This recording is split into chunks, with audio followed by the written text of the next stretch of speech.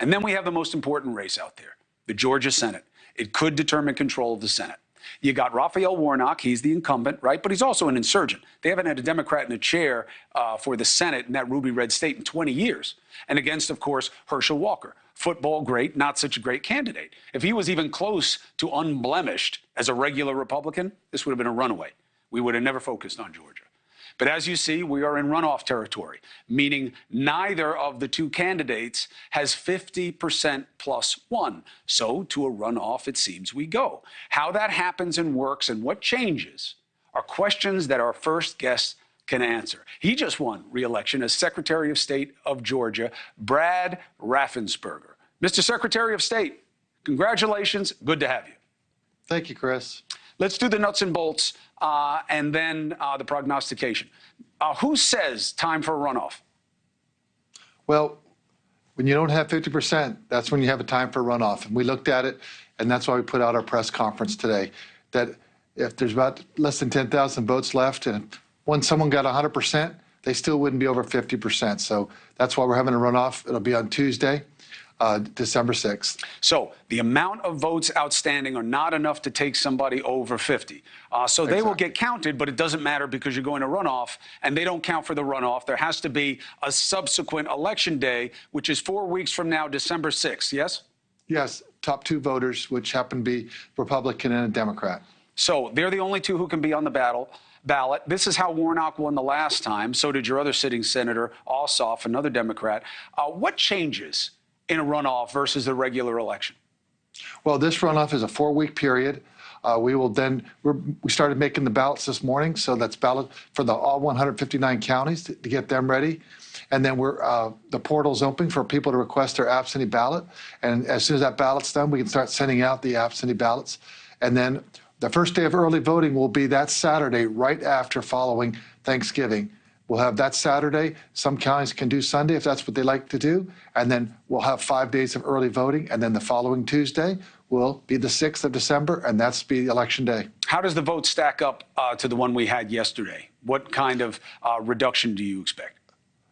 Well, it's tough to say. I was in a runoff 4 years ago to win my race in the general election. It's just typically lower. And so what we try to do in my race is, get all the Republicans come out to vote. The other side, try to get all the Democrats out. And I ended up with about 50,000 more votes than he did on election day. But it's really a turnout model to get your people back out. Not easy. All right, they just had to do it now, and nobody gets any days off. You got to work, you got life, you got all these different things.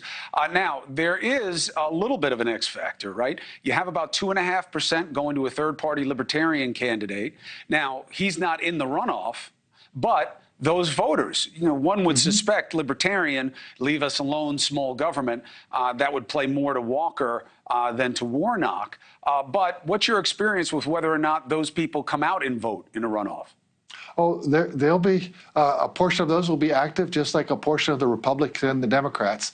And so it's really trying to get your votes any way you can. You're trying to get over 50%. So I'm sure that both candidates will be reaching out and building their support, building some excitement to turn people back out. One more thing, just to play politics for a second. There are two candidates, Nevada and Arizona, Secretary of State.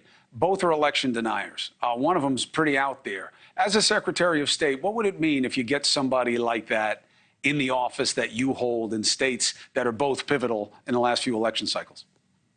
I think that the role of the Secretary of State is to make sure you have fair and honest elections for everyone.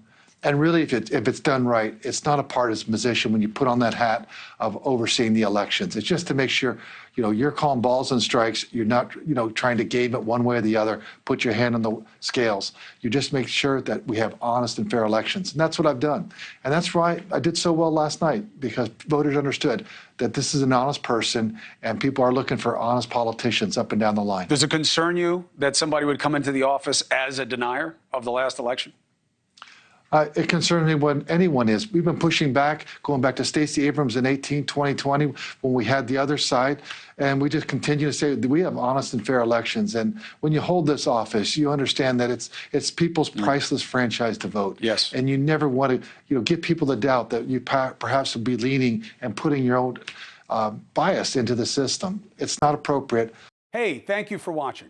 please go to newsnationnow.com, newsnationnow.com, and you can find NewsNation on your television provider. And don't forget to click the red subscribe button down below. Then you will get more of NewsNation's fact-driven coverage.